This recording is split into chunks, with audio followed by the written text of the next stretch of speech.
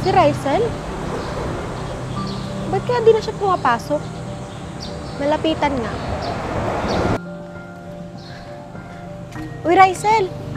Hindi ka na ba pumapasok sa eskwelahan? Hindi na, Jen. Huminto na muna ako sa pag-aaral. Bakit? Wala na siguro kayong pera pampaaral, no? Bakit di mo ko gayahin? Ako, malapit na ako matapos sa pag-aaral. Malapit na nga siyang magtapos, pero puro naman barkada lang ang alam. Hindi na siya naawa sa mga magulang niya. Nagpapakapagod, mapaaral lang siya.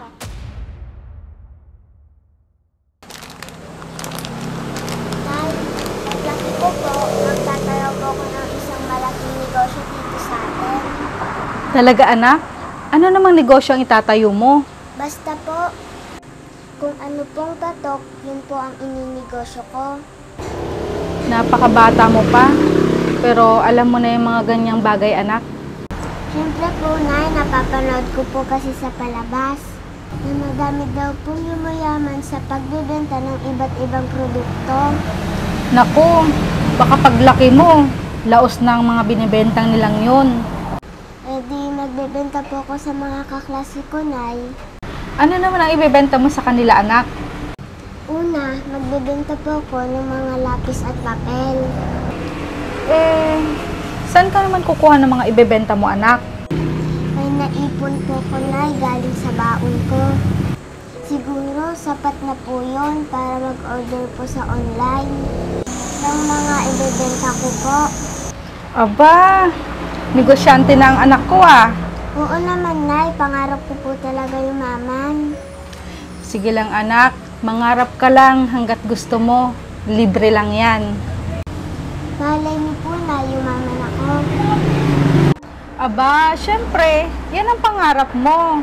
Kaya dapat magpursigi kang mag-aral at magtrabaho paglaki mo. Opo, Nay. Basta, susundin mo lang ang mga payo ni nanay ha, at magpakabait ka palagi. Opo, Nay.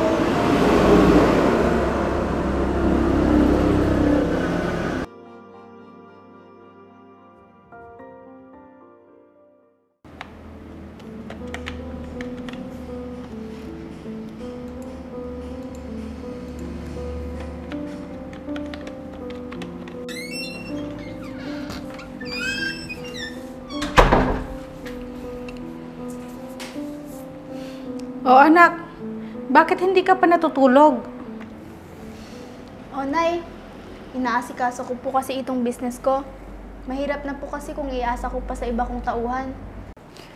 Eh paano naman ang pag-aaral mo anak? Naaasikaso mo pa ba?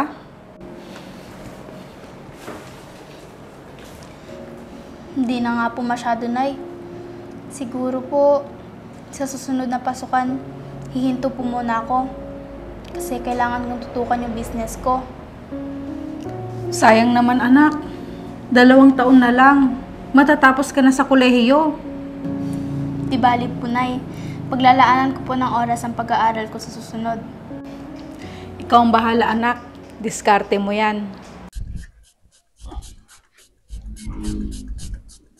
Hindi kami nga pagdalo sa ato. Nakikinis eh. Una yung boy. Nagkinis mo't yung nagkintamati ka din naman. Kaya gumagamit tamit ha? Ito ni, GR4 Extreme Degree sir.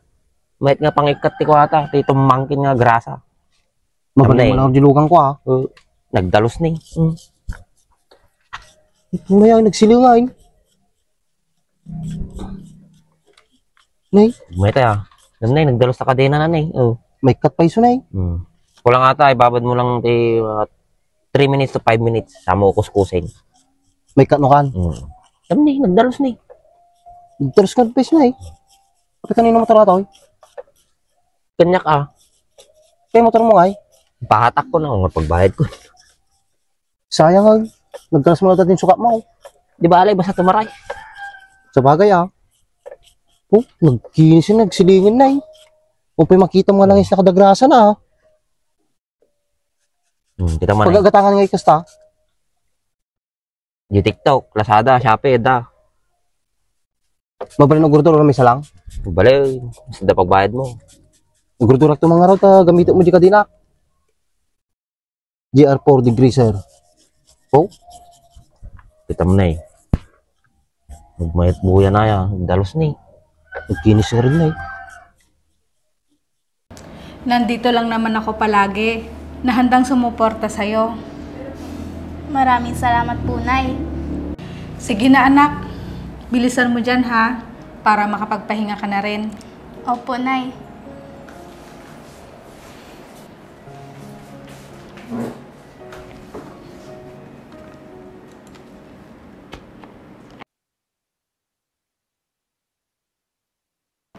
Gusto talaga ng anak ko na magnegosyo na lang kaysa mag-aral. Hindi bale. Kung nakakatulong naman ito sa kanya at nakakasuporta sa mga pangangailangan namin dito. Bakit hindi? Ang iba nga, nakapagtapos sila ng pag-aaral. Pero wala naman silang makuhang magandang trabaho na mataas ang sahod. Samantalang ang anak ko, kumikita na siya ng malaki-laki habang nag-aaral.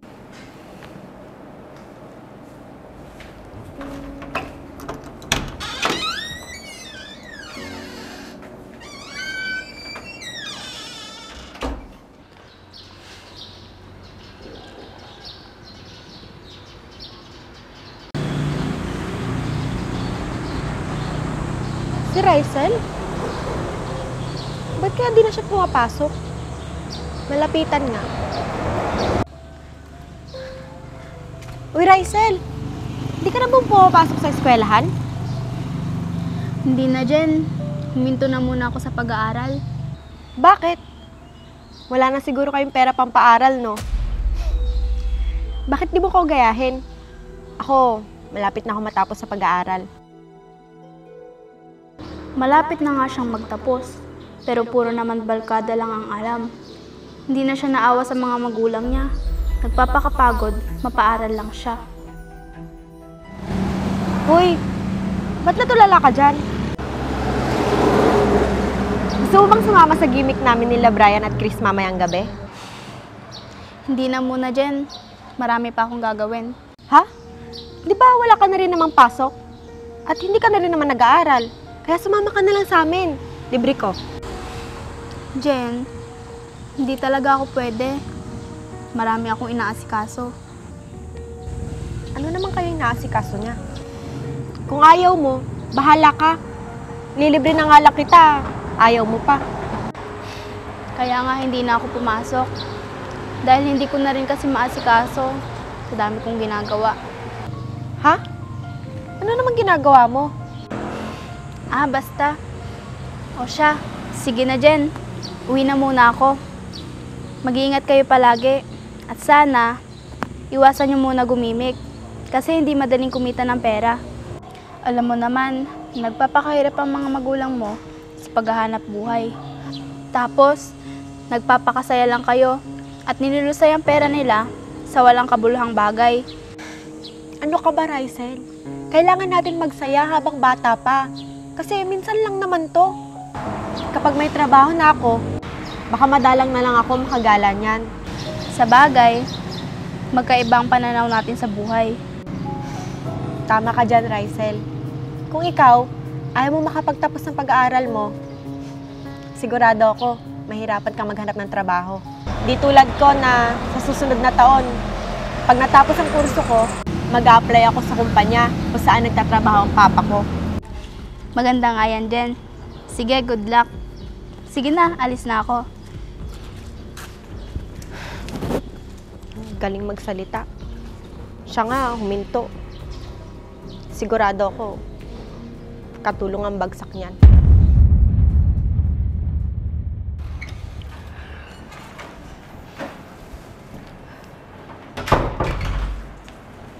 Nay, ano po? Nay, ano pong ulam? Nagugutom na po kasi ako. May isda pa doon, anak. Ang tinira ko para sa'yo. O anak, mukhang pagod na pagod ka na naman. Kaya nga po, Nay. Ang dami ko po kasing kinausap kanina na kliyente. Pero sulit naman po ang pagod ko. Talaga anak, Mabuti naman. Mukhang palago ng palago ang negosyo mo, anak ah. Opo, Nay. Malapit na po ako makaipon ng pampatay ng bodega ko para sa mga produkto ko. Maganda yung naisip mo, anak, para hindi magsiksikan ng mga tauhan mo sa likod. Kailangan na po silang ilipat sa mas malaking pwesto at lalo na po mga produkto ko para may mapaglagyan na maluwag. Basta anak, ingatan mo lang lagi ang katawan mo ha. Kailangan mo din minsan na magpahinga. Opo, Nay. Huwag po kayong mag-alala. Kayang-kaya ko pong sarili ko. Sige na anak, kumain ka na dun sa kusina para makapagpahinga ka na mamaya. Opo, Nay. Salamat po. Napakasipag talaga ng anak ko. Sa murang edad niya, mukhang makakamit na niya ang rurok ng tagumpay.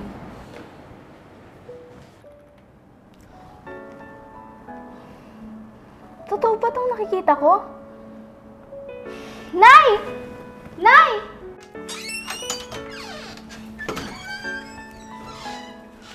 Oh anak, bakit? Anong nangyari? Nay!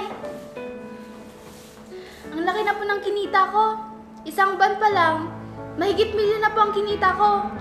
Talaga anak? Congrats anak! Nay, alam niyo po, kapag tuloy-tuloy po ang ganitong sale, baka makapagpatayo na rin po ako ng isa pang store. Akalain mo nga naman anak, kung dati, nag-aalala ko na hindi ka makapagtapos ng pag-aaral mo. Ngayon, hindi ko akalain na kahit hindi ka pala nakapagtapos sa kurso mo, masigit pa ang kinikita mo kaysa mamasukan ka sa ibang kumpanya. Nay, ito po ang pangarap ko. Bata pa lang po ako. Gusto ko na po magkaroon ng sariling negosyo. Dati nga po, sabi ko sa sarili ko, hindi lang po isang maliit na tindahan ang itatayo ko. Kundi, maraming store at pupunuin ko ng iba't ibang produkto na sariling gawa ko. Oo nga anak, ngayon, hindi lang maliit na store. Opo, Nay. Sobrang proud ako sa mga diskarte mo at abilidad mo anak. Nay, hindi lang naman po ako. Pati ikaw din po. Kayo po ang nagpalakas ng loob ko. Lahat po ng mga desisyon ko, sinuportahan niyo po ako. Alam ko kasing kaya mo anak. Maraming salamat po, Nay. Para sa inyo po lahat ng mga napagtatagumpayan ko ngayon sa buhay.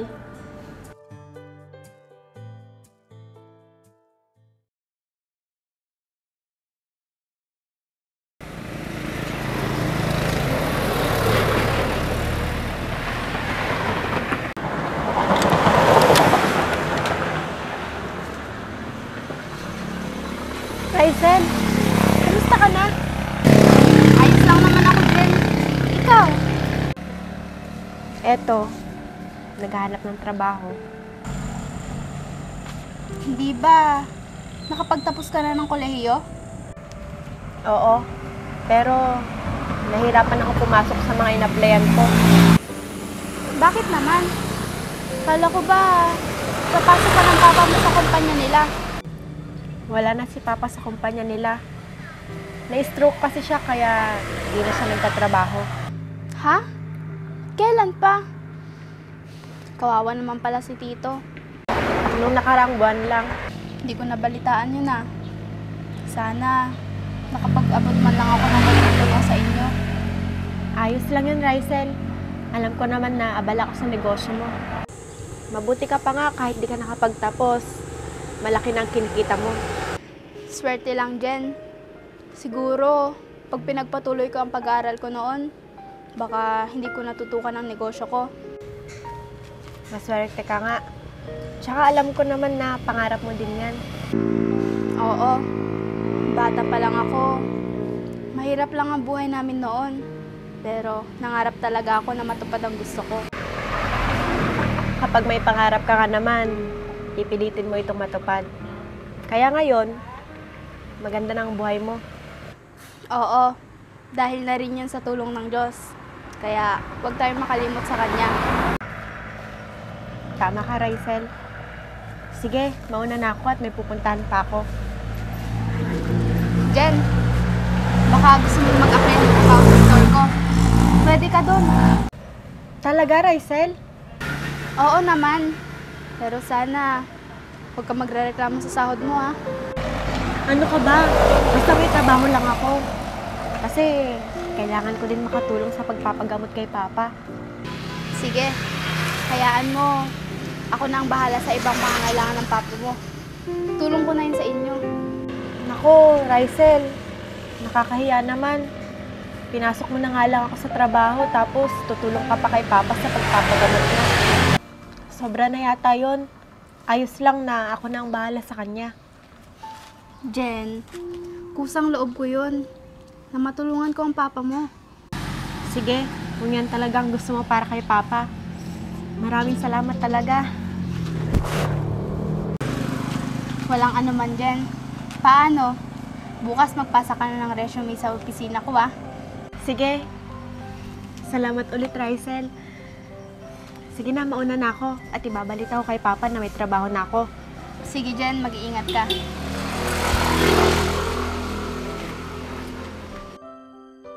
Magpapasalamat ako at matutulungan ko din sila, Jen. Umpisa pa lang ito, sisikapin ko pa rin na makatulong sa higit na mas nangangailangan ng tulong ko.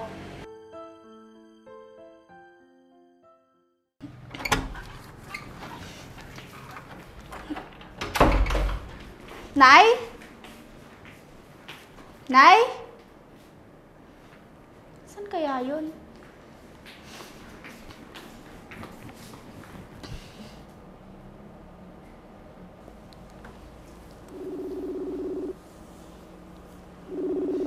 Hello, Nay. Nasaan ka po? Anak, nandito lang ako sa tito mo. Dinalaw ko lang sila. Namimiss na daw nila ako. Ah, ganun po ba? Hindi na rin po pala ako nakakadalaw sa kanila. Alam ko naman na abala ka, anak. Kaya ayos lang yun. Pasensya na po kayo, Nay. Hindi ko na po magawa mamasyal sa dami ng ginagawa ko. Ganun talaga, anak. Kapag marami ka ng negosyo, hindi mo na magawang mamasyal sa kahit saan. Kaya nga po, Nay. Siya nga po pala, kamusta po sila tito dyan? Ayos lang naman sila, anak. Kinakamusta ka nga nila. Medyo nagtatampo sila.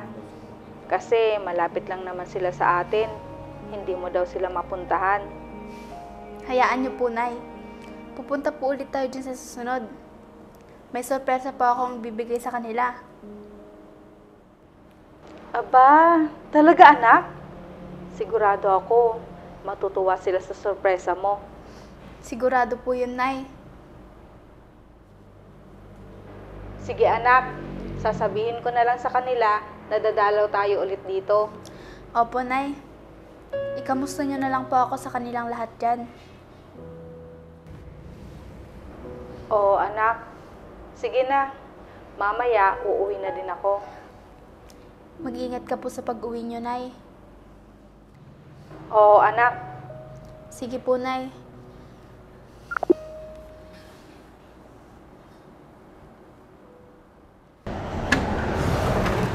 Nay! Oo, anak.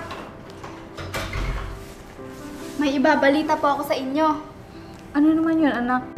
Nay! Lilipat na po tayo ng bahay sa susunod na linggo. Ha? Bakit naman, anak? Anong ibig mo sabihin? Alam ko po na ayaw niyo pong umalis dito sa bahay natin. Oo. Ayaw ko, anak. Kasi ito na lang natitirang alaala ng tatay mo sa atin. Nay, titira pa rin naman tayo dito. Kasi nakabili na ako ng bahay. Malapit dun sa opisina ko. Ayaw ko sana, anak.